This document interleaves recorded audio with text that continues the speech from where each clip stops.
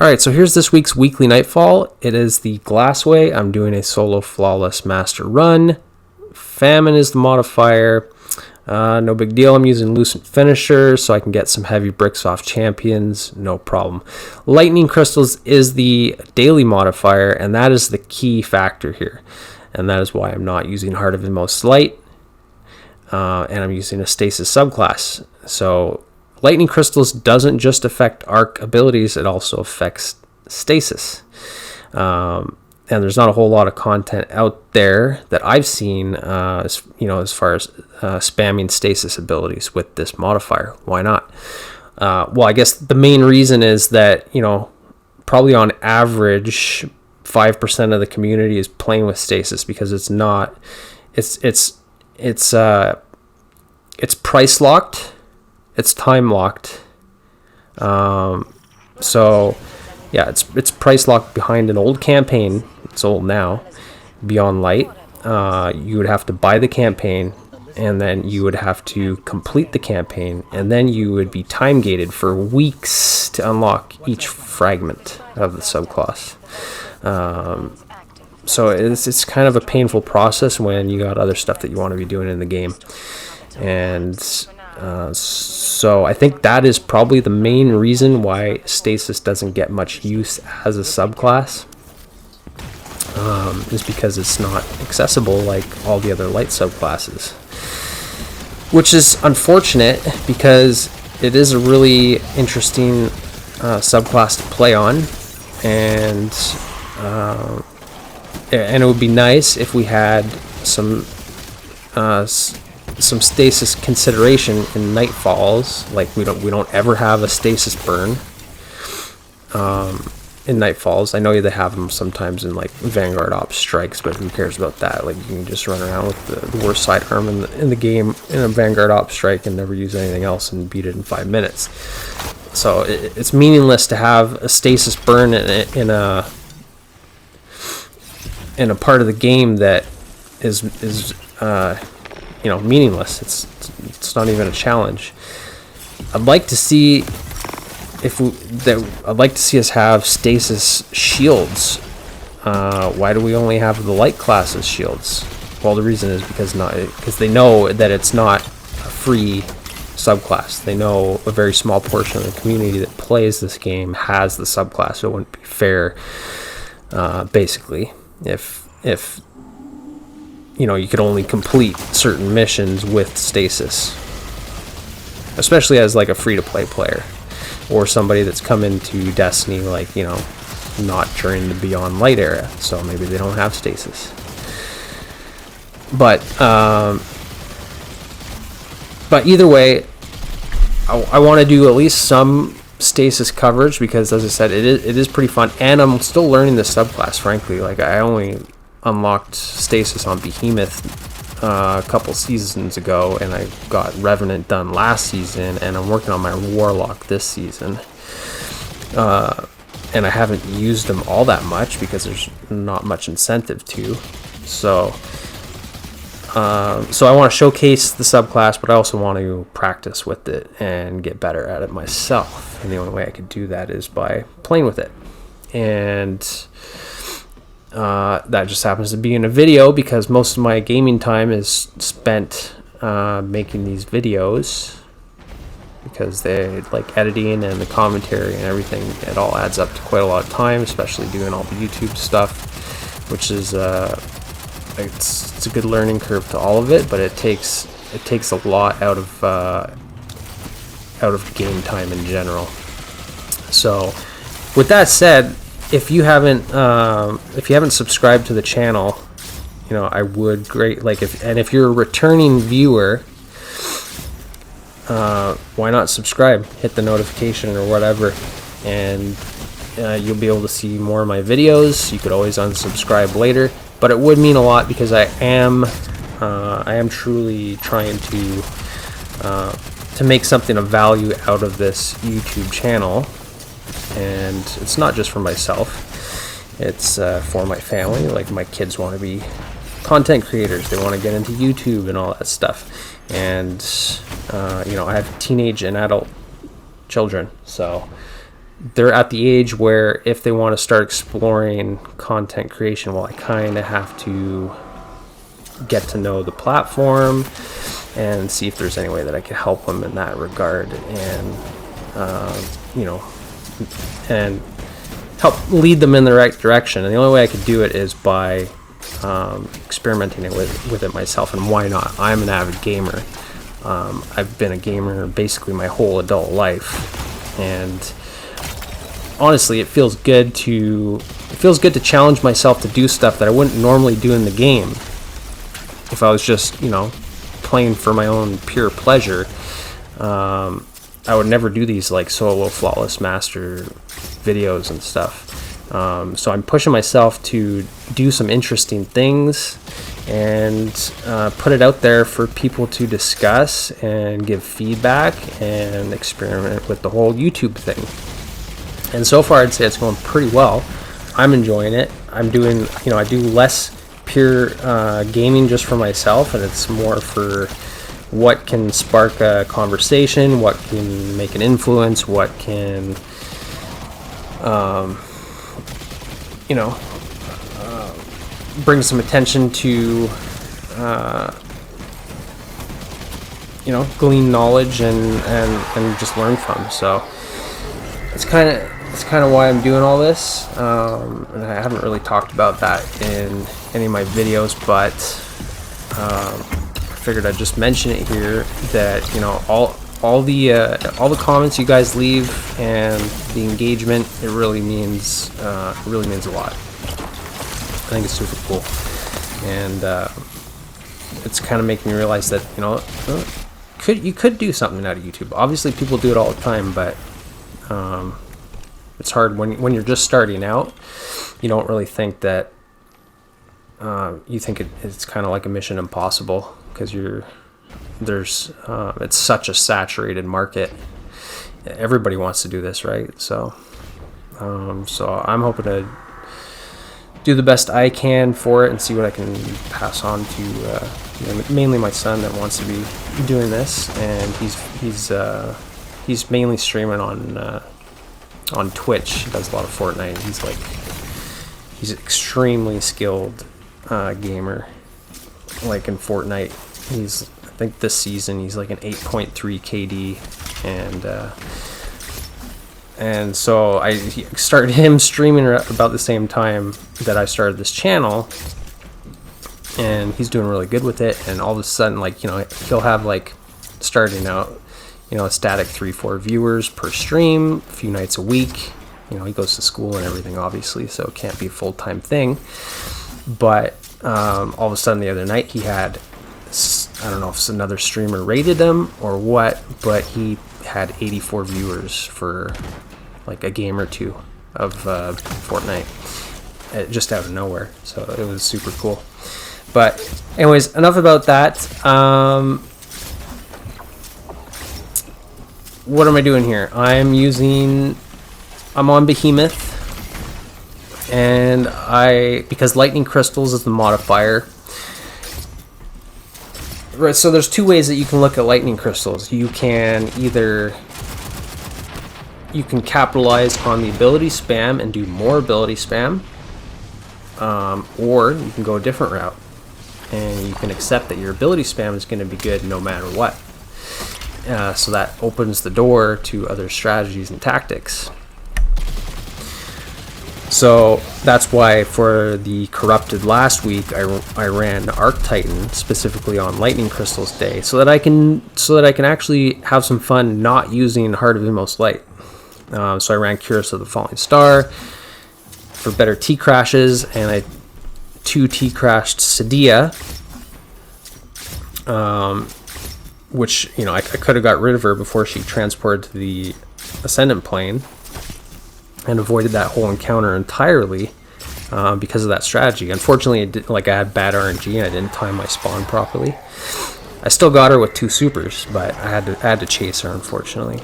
But either way, it was fun. It was fun to do something different on Lightning Crystals Day, as opposed to just tossing storm grenades over and over and over and over and over again and not shooting your weapons, and, you know, not improving your skill at everything else in the game. Just, you know, just chucking storm grenades is not going to help your overall skill level of the game. It might help you get your triumphs done. It might help gild your conqueror. Well, it's not.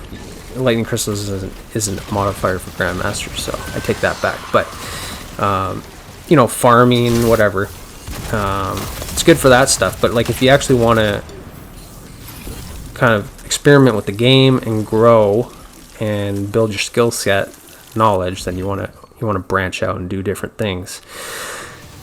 So I took the same kind of quote-unquote philosophy into Lightning Crystals this week, but I wanted to do Stasis because I just covered Stasis a little bit on Revenant last week as well, doing a solo flawless master communion run, and it got some decent attention and engaged some conversations. So it kind of piqued my interest to do a little bit more Stasis right now, and so it was nice to hop on Behemoth again on one of the hardest Nightfalls in the game. And what better Nightfall to do to show off Stasis than the Glassway?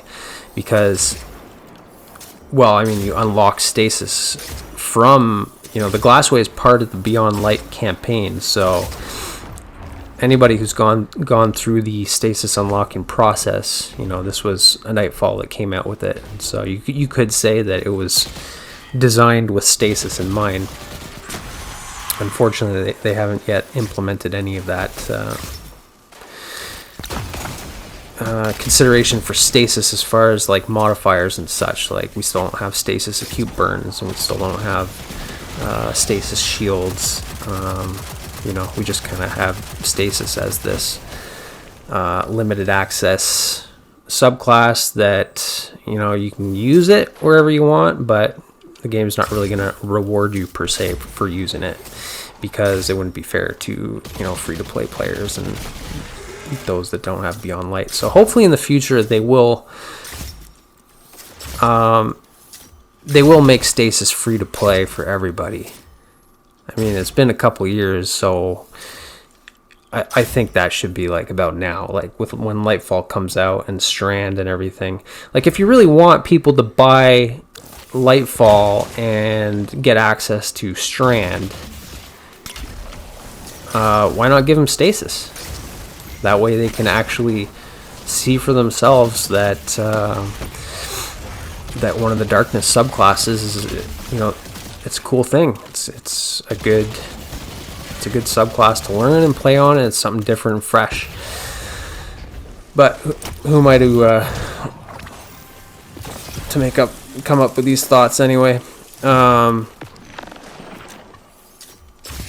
But yeah, so that left the door open with lightning crystals to do something else. And so, I mean, I'm still doing grenade spam, obviously, but I'm using the Armamentarium instead of Heart of Inmost Light, which was, you know, for the amount of time I played Destiny for quite a while when it first came out, Destiny 1 that is, and I remember Armamentarium being one of my Titan exotics when D1 was out, and I always thought it was a cool exotic, even if it wasn't like the best. You know, just having 2 grenades was pretty cool, and it looked like kind of like a military soldier style exotic, so I thought it looked good and it had some good exotic aspects to it. So it was actually one of the first exotics that I unlocked in D2 as well when I came back to Destiny, or at least this iteration of the franchise. I only hopped on Destiny 2 when Witch Queen came out. But yeah, so I picked up an Armamentarium early, and I had like amazing stats on it. So that's why I have triple 100s and resilience, recovery, and discipline for this run. So I partly wanted to use it to so that I can have my triple 100s, but also, how good is Heart of Inmost Light really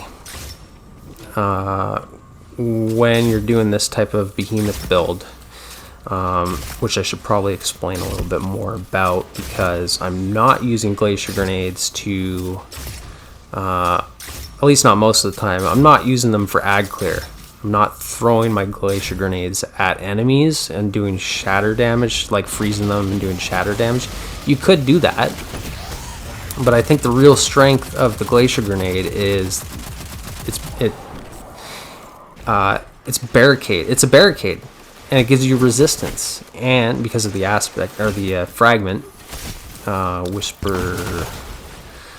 I can't remember. It's either endurance or one of the aspect fragments that increases your resistance while standing next to frozen targets or stasis crystals. And I don't know exactly what the values are for that damage resistance, but I think it's resist ×1 or ×2. So it's probably up there in like the 25 to 40% range. Not only that, but I'm also, because of, is it Tectonic Harvest, the aspect, I shatter one of my crystals, I get an elemental shard. I'm using elemental, I get a shard, but I'm using the combat mod on my armor called elemental shards, right? So that turns my stasis shards into elemental wells, which means that I can use elemental charge to turn that well into charged with light.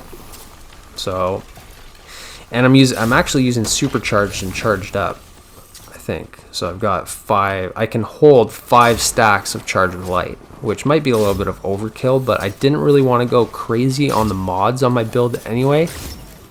I just wanted to have high energy fire. I'm not doing Font of Might or anything like that, because I'm not using stasis weapons. There's no incentive to use stasis weapons in Nightfalls when there's never a stasis burn.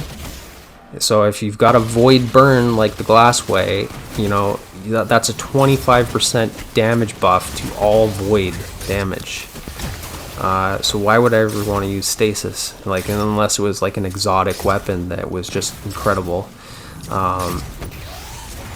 But it would be better to use stasis in a stasis burn Nightfall, but we don't have those, so I don't really feel the need to use Font of Might, even though it would be super easy to get just unlimited Font of Might with this build.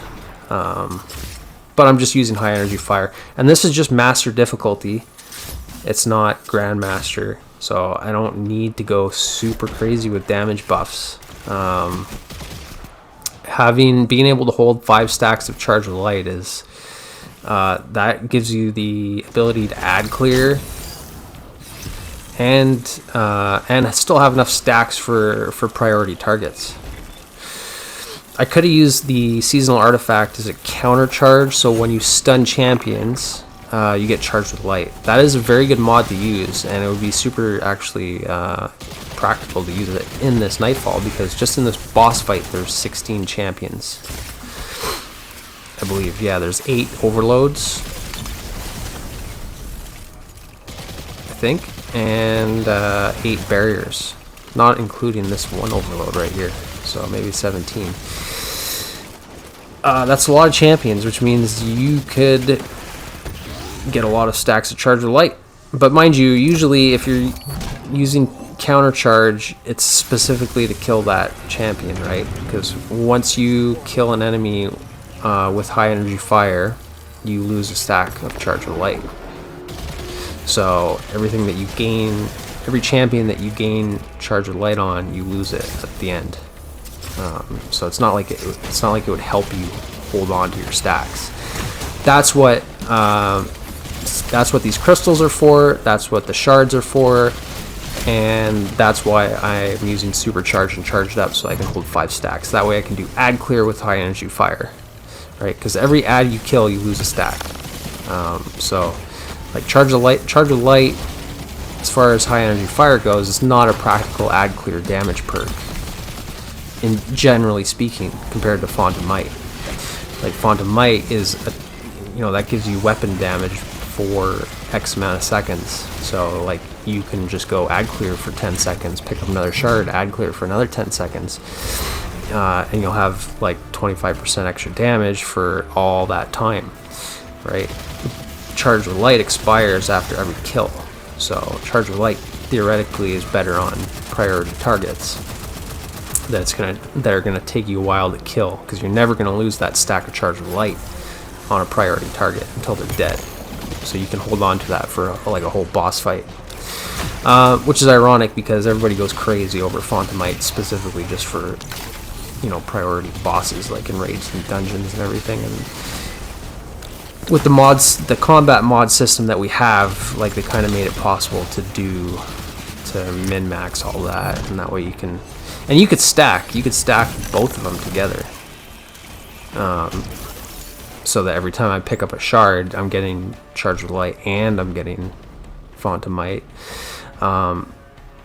But either way, like I said, I don't need Fontamite. I'm not even using any stasis weapons.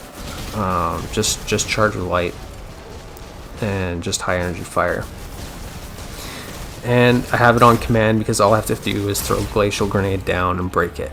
And every time I break a crystal, I get grenade energy because of that fragment. Can't remember what it's called either. Maybe Elemental Shards, or Whisper of Shards. But you can go back and see my loadout at the beginning of the mission anyway. And but yeah, I wanted to use Armamentarium over Heart of Inmost Light because the grenade uptime is so, like, the ability regen from lightning crystals is so great that it's worth it to be able to stack 2 grenades, right? Because, like, say you don't want to throw your grenade right away, well, you can just wait till you have 2 charged up, and then you can immediately throw 2, and then you can, you know, do better crowd control, whatever. And I don't need Heart of Inmost Light for the melee, because I don't really even like the melee on this. The only time I use the Shiver Strike, or whatever it's called, is basically to get away from danger. Or get around the map. Like, but other than that, it's kind of a useless melee, and it's the only one that we have, unfortunately. I don't know why they don't make it like Void and like the light subclasses. Like, why do I have to, why if I use my Shiver Strike in midair and I don't even hit a target, why do I lose the melee ability completely? Like, it doesn't work like that for all the shoulder charges on the light subclasses.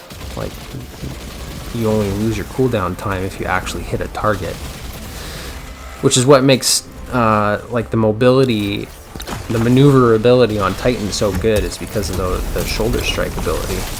But it would be useless if you could only use it and then had to wait for cooldown, like, just to get around the map. You wouldn't be getting anywhere. That's what it's like on Behemoth, unfortunately. So I hardly use it, which means that Heart of Inmost Light's not going to benefit me any from, because if you're using Heart of Inmost Light, you want to be spamming all 3 abilities, and because that way you're empowering all 3 abilities and you're getting greater cooldowns on all 3 abilities. So that's why it's so good on like Arc, for example, because Thunderclap is viable all the time, as is Seismic Strike, as are the grenades for damage, as is the barricade, as is the thruster dodge, and then also for Void, because your barricades are giving you overshields. You can do your shield throw to make targets volatile. You can throw your grenade. Like, you don't, on Stasis, on Behemoth, there's not really any incentive to put your barricade down or do a Shiver Strike when your Glacial grenades are acting as your barricades anyways. Like, I hardly ever even use my barricade. So I went with Armamentarium. That way I can just have 2 grenades whenever I need them, basically. They don't need to be empowered either because I'm not using them for ad clear. I'm basically just using them for root for control, like map control, for damage resistance, and for harvesting charged with light. And then occasionally for shatter damage if I need to. So like if I get rushed by Wyverns, for example, and my super's gone, well, I can just throw my Glacial grenade down on them and basically destroy them. Which is also why I'm not using the fragment that got buffed this season that's super popular, Whisper of Rending. So primary ammo weapons do more damage to stasis crystals and frozen targets. Well, I'm not really freezing targets all that much because, like I said, I'm just using my grenades for the reasons I mentioned. I don't need to buff my damage versus my own crystals just to get a stack of charged with light. I can just punch it once and it's broken. So that left the door open to do something like I went with Whisper of Rime, I think, the one that gives you bits of Overshield. So every shard gives you like 10 Overshield or something like that. So, and when you do the Behemoth super, it's just shards everywhere. So like you could be done with your super, and then you could shatter all the crystals, and then you can pick up the shards, and you have max Overshield. It's just an extra measure of survivability, basically.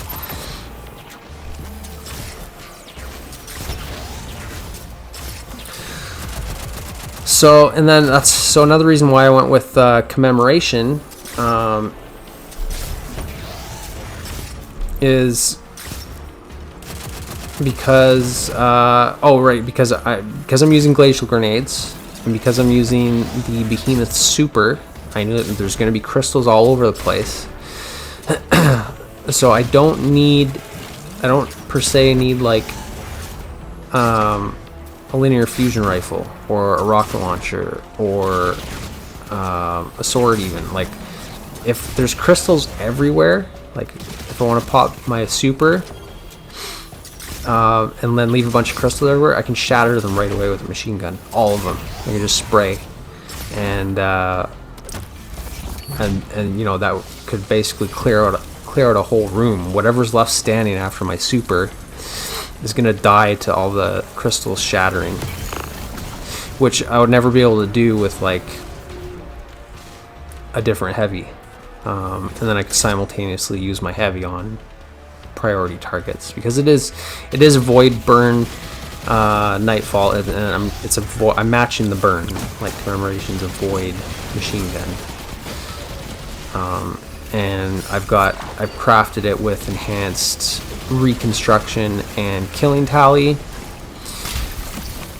So basically, if I kill like 2-3 ads, then I'll have extra damage versus whatever I want. On top of the 25% acute burn, on top of the high energy fire that I likely have. Although in this instance, ironically, it doesn't appear that I do have high energy fire. So even though the crystals are good for crowd control and kind of locking down this room, like you just saw there, that Minotaur teleported straight through my crystal wall. So you do got to watch out for that.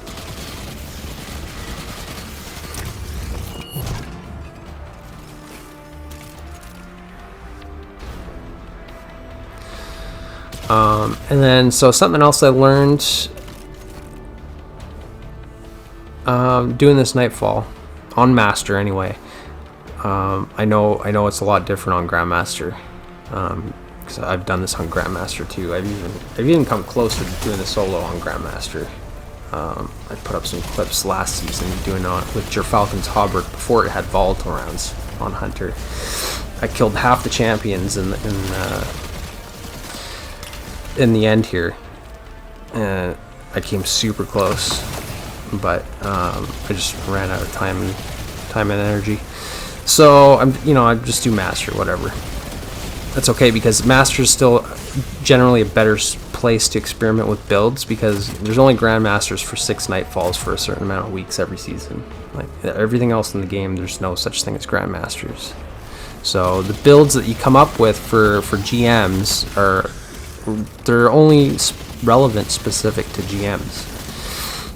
Yeah, you can apply them elsewhere, but then they're generally overkill, right? Like, so they're not optimized. So these videos that I'm doing, yeah, they're solo flawless videos, but they're also essentially build videos, god roll videos. Like, I'm kind of discussing everything that you need to do these missions, master level missions in general, how to go up against master level champions, master level ads, master level encounters in general. Like, every encounter is different, but they're all, there's a measurement of consistency there, because it's all on the same difficulty. So I could experiment more on Master than I could on Grandmaster. I could do more variety, I could do more builds, and they would have more application in other parts of the game, not just Nightfalls. That's why I also do the weekly Witch Queen campaign missions on Master. You could take the same principles into a Master raid or a Master dungeon, right? The encounters and the bosses specifically might be different, but generally speaking, like, you know, the enemy types, they're the same. They have the same level of tankiness. They take the same amount of damage. They do the same amount of damage to you. The only difference is in raids and dungeons, there's going to be a lot more of them. So you have other factors to consider, but either way, what I was going to say was, what I learned doing this, I think this is my 4th or 5th solo Master Glassway, was when I was doing it on Stag Warlock, with the damage resistance that you get from a Stag Rift, which I think is 50% damage resistance. I'm not sure. If you know, feel free to leave it in the comments, but you could basically stand out in the open in your Rift, in a Stag Rift specifically. You have to be using the Warlock exotic, the Stag, cast your Rift. You can stand without any cover, and you can just absorb the boss's Void Blast. This guy, like, but if you weren't inside your Rift, you'd basically get like 2-shot by that Void Blast, or 1-shot. Even GMs, it's like you're toast immediately, and even a Stag Rift's not going to hold up. I know, because I've tried. So some of the stuff that I come up with in these Master difficulties, they're not as applicable in Grandmasters. Like, you can't be as ballsy or bold, you know. But so taking what I learned with the Stag Rift, what it can take from the boss here, I thought, why not try this with stasis crystals too? Because I get, with the fragment, I get damage resistance while next to a stasis crystal, and that's why you saw in the first phase of damage that I did against Belmond, the boss here, I threw my crystals out in the open. I took it slow because I was testing it, basically. I didn't just go like way out into the open, drop a crystal, and then just stand in his Void Blast and hope for the best, and then lose my, 30 minutes that I already put into this Nightfall. So instead, I just kind of peeked out of the middle there, and that way I was able to rush back into the room if it was, too much to handle. So I just kept close to a piece of cover and tested it that way. I did it slowly, and it was working. Basically you're just as tanky behind a stasis crystal with the fragment that you would be in a Stag Rift. The only difference is it's better in a Stag Rift because you're also healing at the same time. But you could strategically break off bits of your Glacial grenade for Overshield. So, I mean, you could do that if you really wanted to. But either way, this boss is hard to get an angle on.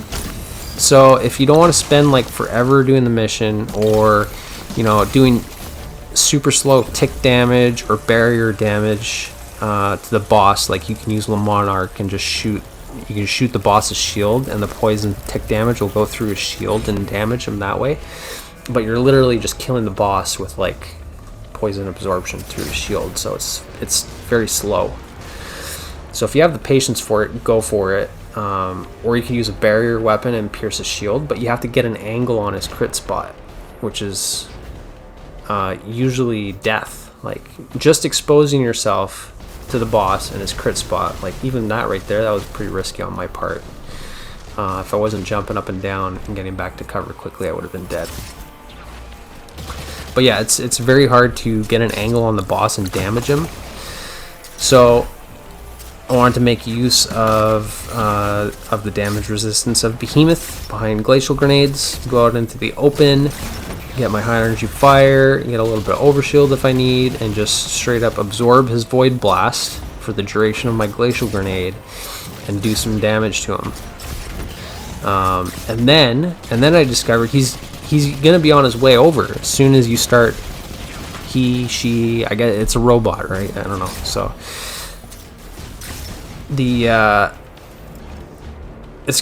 boss is gonna come over to where I was shooting from, and which means I can then go back into the room, abandon my Glacial Grenade, leave it there.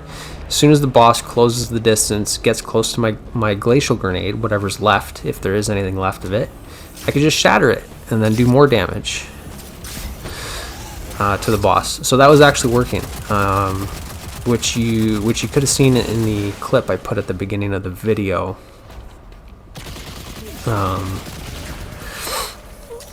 I just kind of showed how I